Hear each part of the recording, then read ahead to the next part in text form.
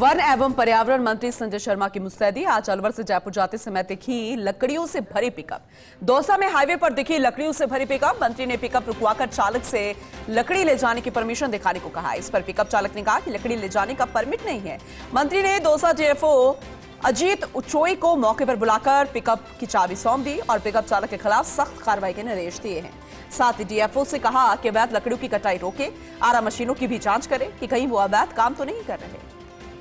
Associate editor निर्मल तिवारी जी हमसे जुड़ चुके हैं, ज्यादा जानकारी उनसे लेंगे। निर्मल जी, जब इस तरीके की खबरें सामने आती है तब लगता है कि वाकई में मंत्री जी मुस्तैदी से अपना काम कर रहे हैं, और अगर वो रास्ते पर जा रहे हैं अपने किसी पर्सनल काम पे भी, तब भी उनकी नजर बाहर ही है, ताकि इस तरह से कोई अवैध गतिविधि तो नहीं चल रही है। लेकिन इस एक्शन को लेकर मंत्री संजय शर्मा ने जो एक्शन लिया है, क्या कहेंगे आप?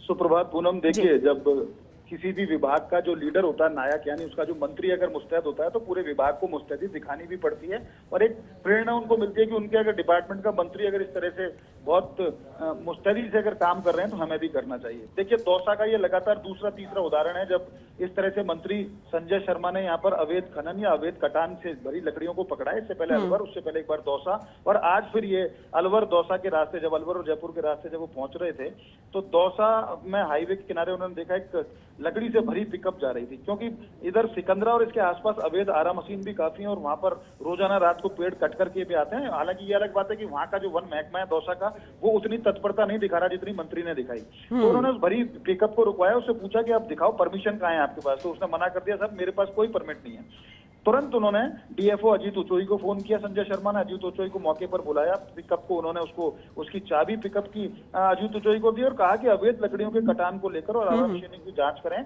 और अवैध लकड़ियों के कटान को रोकें।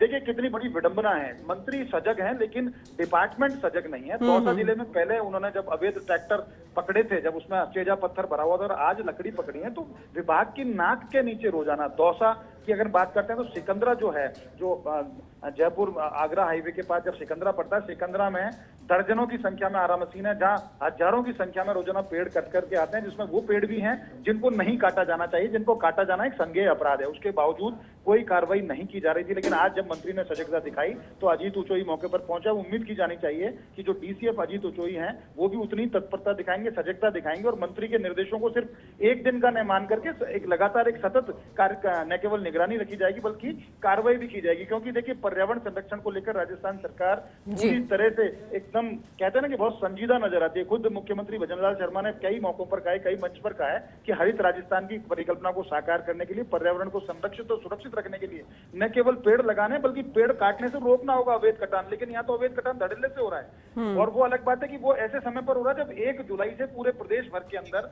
TOFIR योजना के तहत पौधों का वितरण किया जाएगा। एक वृहद वृक्षारोपण कार्यक्रम 80,000 हेक्टेयर में, जिसको राजस्थान बिल्कुल आपने सही कहा, और आगे भी आपसे जानकारी लेंगे। निर्मल जी, एक और बड़ी खबर मिल रही है, उसका रुख कर लेते हैं। फिलहाल आपका बहुत धन्यवाद।